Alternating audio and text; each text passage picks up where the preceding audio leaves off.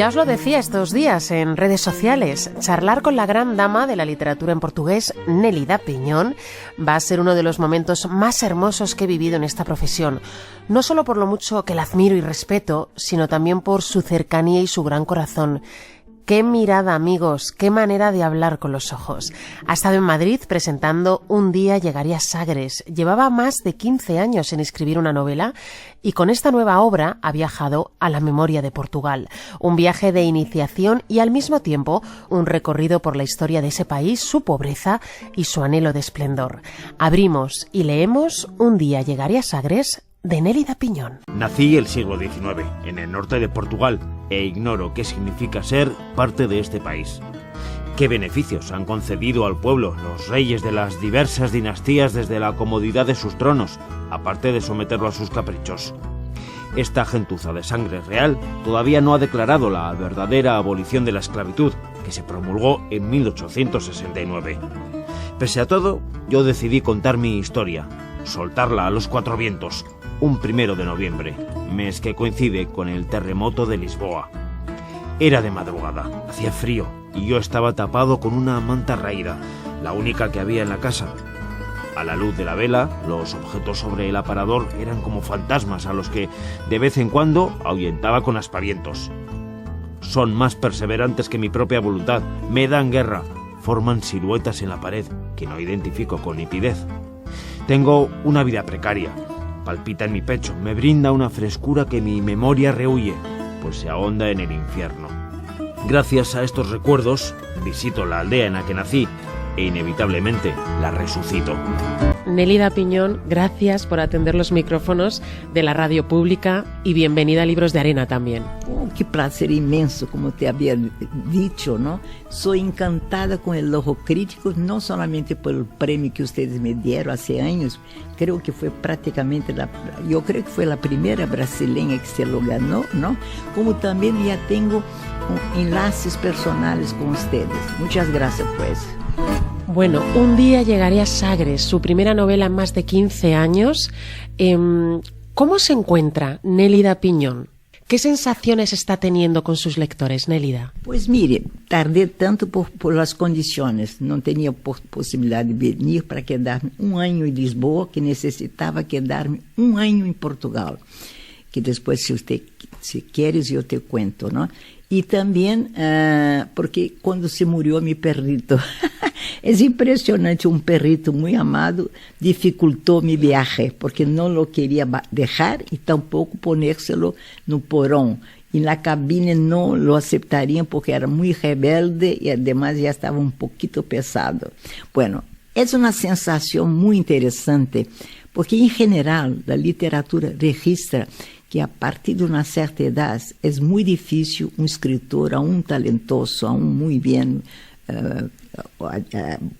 montado en su literatura, en su creación, hacer una novela después de los 70 y pico años. Es muy difícil. Y yo logré después de los 80, ¿no? Entonces, y además una novela que tenía ambiciones, las buenas ambiciones, tenía trascendencia, incluía en su bojo, en su fuerza interior, la historia de una península desde el siglo XVI. Entonces fue muy difícil y trabajar con un personaje masculino en primera persona. Ha sido un reto, pero maravilloso. Y además también era una conjugación de la miseria, la pobreza de los labradores, de los campesinos, en contra del clero y la monarquía. Bueno, y con muchas reflexiones y mucha sexualidad también, que hay eso en la novela. Ahora, si te parece, vamos a ir desgranando un poquito cada una de esas cosas, pero siempre hacemos esta pregunta a nuestros escritores cuando nos visitan. Si yo a Nélida Piñón le digo el título de la novela, Un día llegaré a Sagres, y cierras los ojos, ¿qué imagen estás viendo ahora mismo?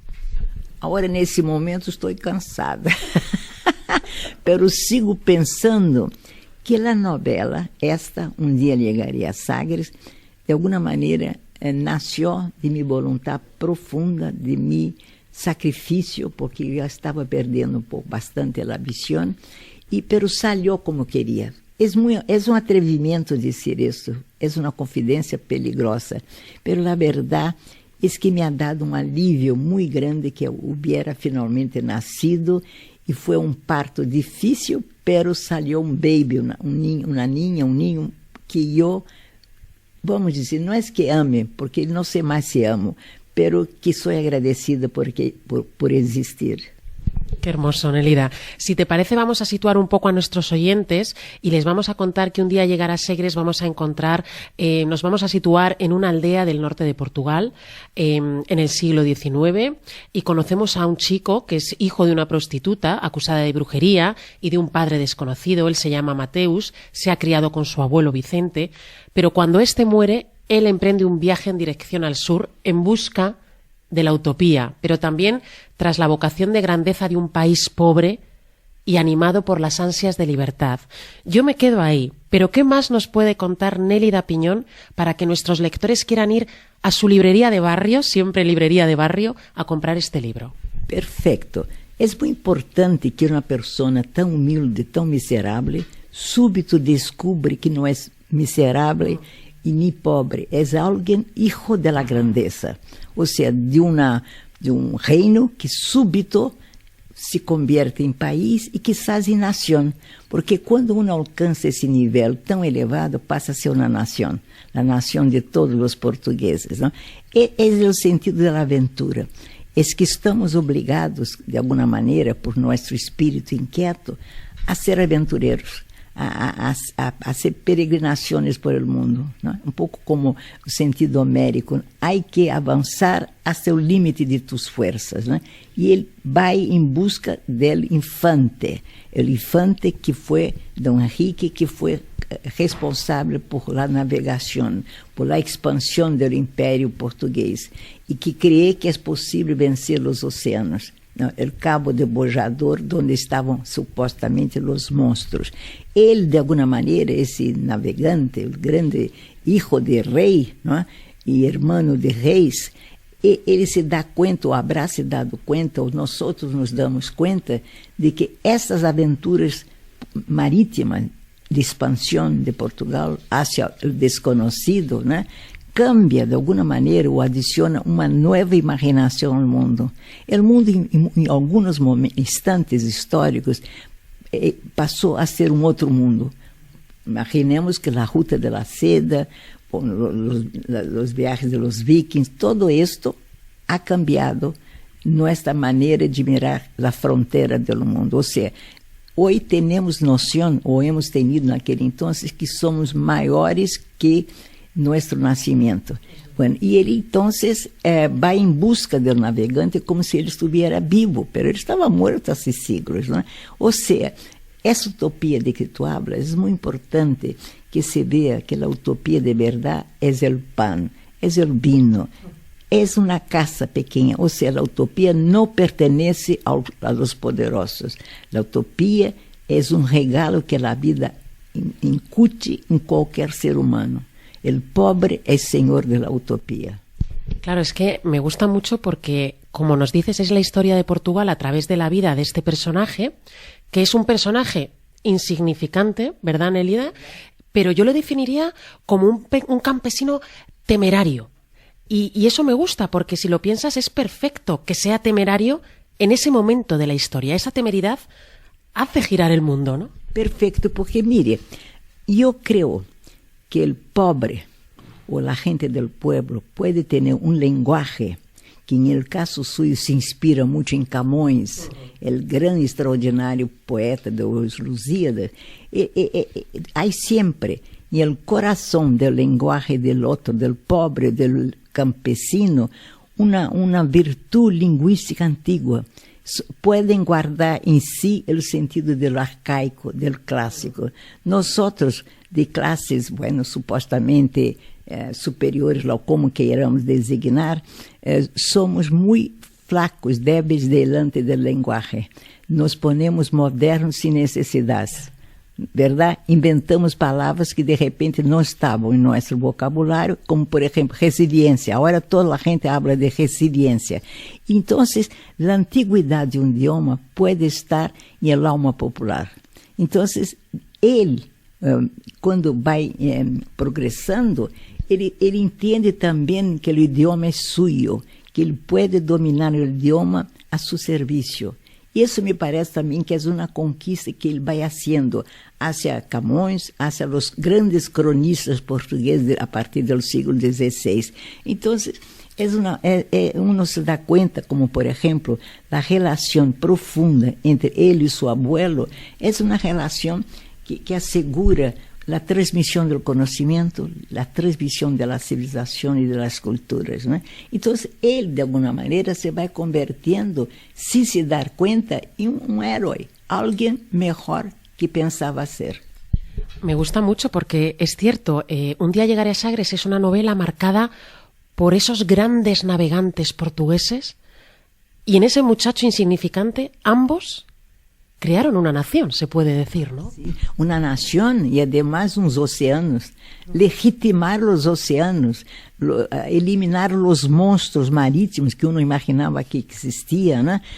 Fueron hasta tierras que nadie conocía, ¿no? Fueron de una casi, yo diría, una insensatez. Fueron insanos, ¿no? Porque, pero si tú, por ejemplo, si ustedes van a Sagres, que es una belleza con su promontorio cerca del Cabo de São Vicente, te das cuenta que de alguna manera, impresión mía, claro, que foram os ventos, há uns ventos tremendos que expulsaram os portugueses hacia o mar. Ou seja, não havia que quedasse na terra. A terra não era o sítio adequado para os portugueses. Havia que lançar-se às águas como se fossem dolfines, animais que, que submergem o mar como porque é seu hogar. Então, isso me parece que foi algo extraordinário, que hasta hoje me dou conta como puderam resistir em las caravelas pequenitas, Dios mío, pero se iban, moriam porque la muerte era un premio también. Has asegurado que la historia es imborrable y lo que hay que hacer es conocerla. Y lo que hay que hacer es leer a grandes historiadores. Y no hay que darle la espalda a la historia. Hay que conocerla, hay que educarse de ella, hay que empaparse. Es verdad, porque no se puede rectificar el pasado. Y tampoco borrarlo, no se puede. El pasado está donde está. Y nosotros estamos nele. E somos hijos del pasado.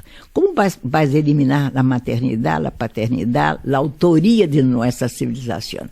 Então, o que há que fazer, sim, a meu juízo, é conhecer profundamente que han hecho nossos padres, nossos ancestrales. E, e retificar hoje.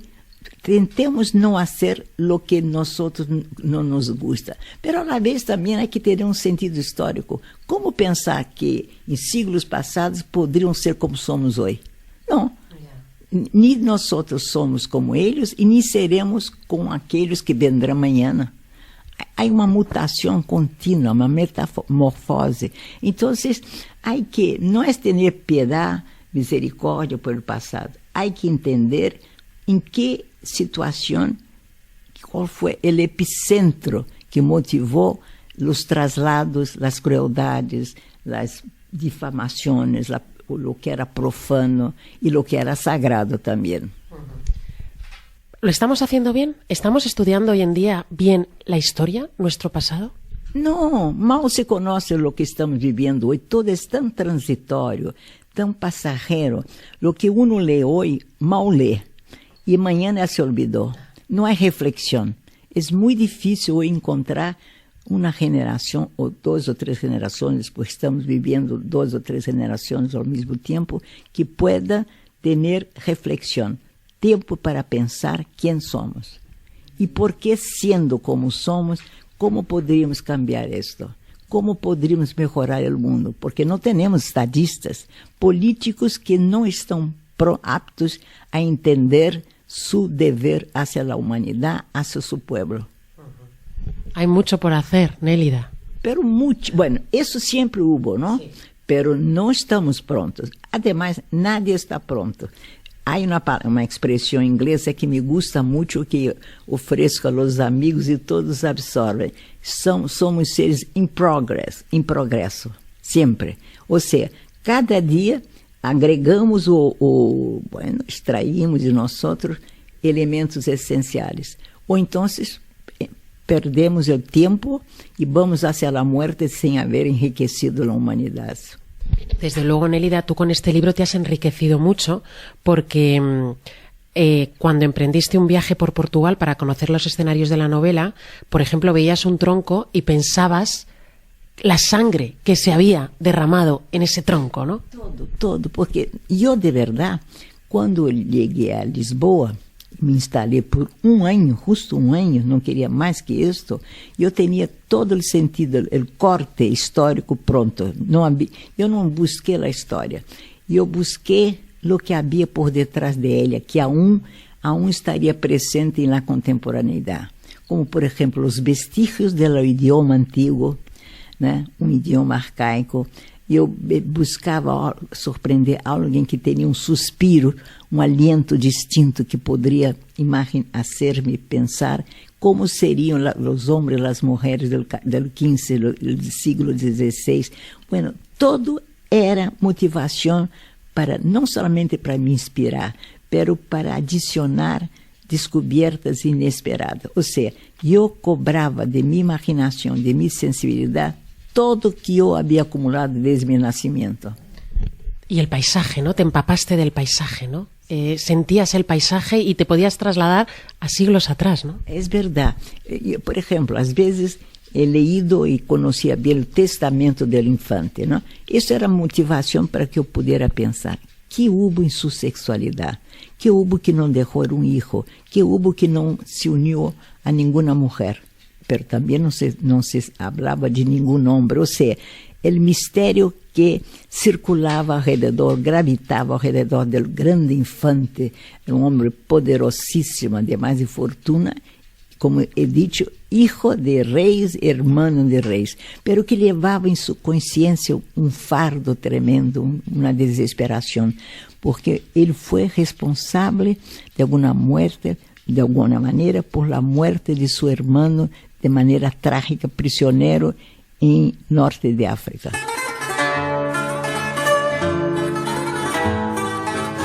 Por la fuerza del amor que Leocadia me inspiraba, me resigné a sufrir las humillaciones a las que me sometía en Sagres, sobre todo a los constantes golpes que Matilde me asestaba cual siervo.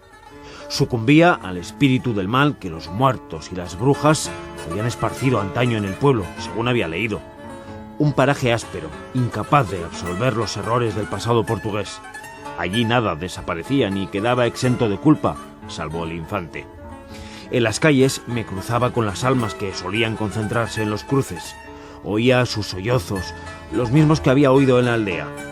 Era tradición que las almas visitaran a los vivos con malos augurios, anunciando la próxima muerte que habría en una casa. Aquellas apariciones me asustaban y me hacían pensar en Matilde, deseándole mal. Mi abuelo habría objetado que desperdiciara mi vida con personas que aspiraban a precipitar mi fin.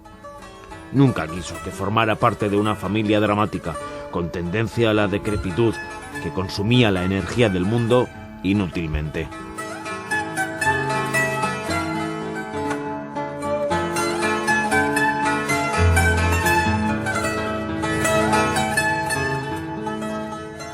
Me encantaría que me dibujases a Mateo. ¿Cómo nos lo puedes dibujar? ¿Cómo es en la mente de Nélida Piñón? Pero mire, fue muy interesante porque siempre pensé que un escritor tiene que dominar las entrañas, las intimidades de hombre y de mujer. No, por ser mujer no tenía yo ningún impedimento y por ser hombre no hay impedimento para que él escriba bien de una mujer. O sea, el escritor tiene que ser un poco como proteico, ser hombre, mujer, niño, niña, animales, vegetales y piedras, minerales, todo. Nada puede ser resguardado de la mente de un escritor. Entonces, yo miraba a Mateus como alguien que a medida que yo lo describía, él también me enseñaba y decía quién él era y cómo quería que yo lo pusiera en el papel. O sea, había una mutua pedagogía. Yo le enseñaba y él me enseñaba. ¡Qué maravilla! Muy sexual, además. Bueno, porque la sexualidad, pienso yo, que en el campo, entre los animales, es muy primitivo. pero não um primitivo malo, um primitivo necessário, era o que havia, e además com muita força, com muita naturalidade, como se eles estuvieran, Deus mío, não em el medievo, como se estuvieran nas cavernas. Ou seja, e además ele não pudo aperfeiçoar sua sensibilidade para ser ligeiramente feminino, não pudo. Então, ele era quem poderia ser em las montanhas, com as mulheres que também tinham a mesma sexualidade, e de alguma maneira um descomprometimento com as causas sagradas. Não era a igreja que hacía sexo, era ele e ela. No sé si estoy equivocada, pero al final yo creo que este personaje lo que persigue es la grandeza de su país, ¿no? Porque siendo para él un país tan pobre, se da cuenta de que pertenece a un país que tuvo la vocación de la grandeza, que al final es un país enorme, ¿no? Es verdad, porque, por ejemplo, cuando después de muchas peripecias abandona Portugal y Sagres, ¿no?, se lanza en los mares, llega a Brasil por un día o dos, no me acuerdo más, ¿no? O sea, ele vai se dando cuenta de que donde se esté, Portugal estuvo antes. En Brasil, por ejemplo, Brasil era un reino portugués, ¿no?, pero en algún momento llegó a ser reino español. Por 60 años Brasil perteneció a Felipe II. Muy interesante eso, muy poca gente sabe. Solo que Felipe II fue muy sabio y no tocó en las ordenaciones portuguesas. Dejó que los portugueses siguieran como dueños, pero de verdad ya pertenecía a España, por herencia de su madre, la reina Isabel, portuguesa, que se casou com Carlos I de Espanha, que de verdade era o famosíssimo e deslumbrante Carlos V, el imperador. Después de escribir Y un día llegaré a Sagres, ¿has aprendido algo más de Portugal? ¿Has descubierto algo más de Portugal que no sabía Nélida Piñón? Eu me imagino que sí. Habrá sido tanto, né, que quizás não pueda distinguir, pero sobre todo, quizás, lo que me deja muy emocionada es el poder del idioma. Pero es un poder extraordinario, la belleza del idioma, que Camões lo legitimó, con pilares fuertes que no hay, que son sólidos y que tenemos que cuidar de ellos. Un idioma que se expandió en otros continentes, llegó a Brasil y yo soy hija de ese idioma. Entonces, para mí, poder haber convivido con los portugueses com acento assim, um pouco ligeiramente arcaico, cantante, ha sido uma alegria muito grande. Confirmou o predomínio do idioma em minha vida. Qué maravilla, Nélida. Por cierto, que hace unos días lograba la nacionalidad española por carta de naturaleza. Hay que decir a nuestros oyentes que desde los 10 a los 12 años estuviste viviendo en Galicia. Usted ha asegurado que ama a España, pero que no tenía, le daba como apuro pedir la nacionalidad, ¿no? Supongo que es una emoción enorme, sobre todo pensando en su abuelo Daniel, que emigró desde Galicia a Brasil, ¿no? Me encantaría que los queridos oyentes supieran que de verdad nunca he pedido la nacionalidad, que tenía derecho, era mía por hija de gallegos, 4 abuelos, por cuenta de mi abuelo Daniel. Yo tenía la sensación, incluso he dicho esto en un discurso cuando tomé posse en la Academia Brasileña de Letras. Yo decía, mi abuelo Daniel me ofreció la majestad de la lengua portuguesa. ¿Cómo puedo tomar la nacionalidad suya como si estuviera rechazando el portugués? Fue equívoco, no es equívoco, fue una manera de pensar que una grande amiga y después el gran intelectual portugués universal Eduardo Lourenço me dijo hace poco tiempo: Nélida, ¿quién sabe que tu abuelo Daniel no se quedaría feliz? Y me he dado cuenta que sí, que yo no estaría traicionando el portugués que él me regaló. Bueno, pero entonces los españoles decidieron ofrecerme sin yo haber pedido. Estaba en casa todo y súbito me ofrecieron esa maravilla. Me quedé tan emocionada porque tuve la sensación que entre mis muertos, mi abuelo, yo les daba vida de nuevo. Ay, qué bonito, Nélida. ¿Cuántas vidas ha vivido Nélida Piñón con sus libros? Es afortunada. Gracias a la literatura, Nélida ha vivido tantas vidas. Qué observación pertinente, inteligente. Es verdad. Yo últimamente pienso mucho en todas las vidas que he vivido, no solamente como regalo de la literatura, como regalo de la vida, lo que yo me atreví a hacer, los viajes, lo que la paciencia, el amor que he tenido en escuchar a la gente. Nunca me privé del oído ajeno o de la lengua ajena. Siempre me pareció que el otro adicionaba aliento a mi vida. Entonces pasé la vida en la calle, hablo con toda la gente. Pienso yo muy accesible, porque estoy aprendiendo siempre. Entonces, sí, yo tengo una vida muy fecunda y agradezco a Dios. Y bueno, el mundo profano, el mundo sagrado, todo que me fue dado. Yo soy una gran lectora de los griegos, entonces también pienso en los dioses, en Olimpo. ¿Qué te ha dado la literatura, Nélida? Echando la vista atrás, ¿qué te ha dado? Y siempre digo, la literatura me ha dado todo. Nada me debe. Yo sí que debo toda a literatura.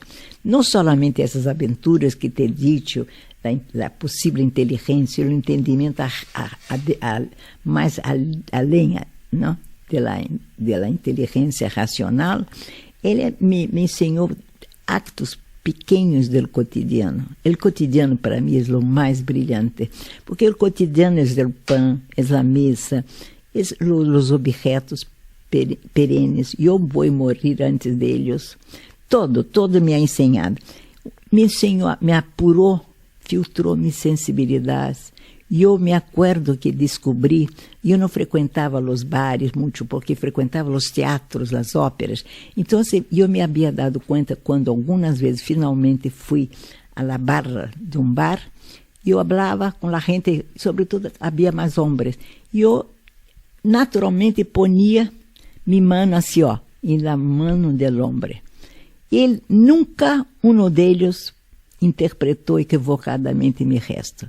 Yo sé que eso debo a lo que he aprendido de los teólogos, de los filósofos, de los escritores, de la palabra. El verbo es un maestro. El verbo te enseña todo. Enseña incluso a ser atrevida. Y ya la última pregunta, ¿con qué te gustaría que se quedasen los lectores, nuestros oyentes, después de leer Un día llegaré a Sagres? ¿Con qué sensación cuando cierras el libro, que te habrá pasado miles de veces, y te quedas pensando en lo que acabas de leer, Nélida? Bueno, quizás que dijera, es una mujer seria, una escritora muy seria, merece nuestra consideración. La merece. Nélida Piñón y Un día llegaré a Sagres, publicado por Alfaguara. Gracias por atendernos y gracias por su literatura. Es un honor leerla y sentirla, Nélida. Muchas gracias. Yo agradezco su presencia, el ojo crítico que Radio Nacional, que siempre están conmigo. Mesmo quando estou lejos de Espanha, estou em Brasil, ustedes me persiguen no mejor sentido. Les quero muito e agradeço sua sensibilidade, sua inteligência. Como é bueno ver uma periodista apta a entender, a questionar um autor de uma maneira tão perfeita. Muitas gracias.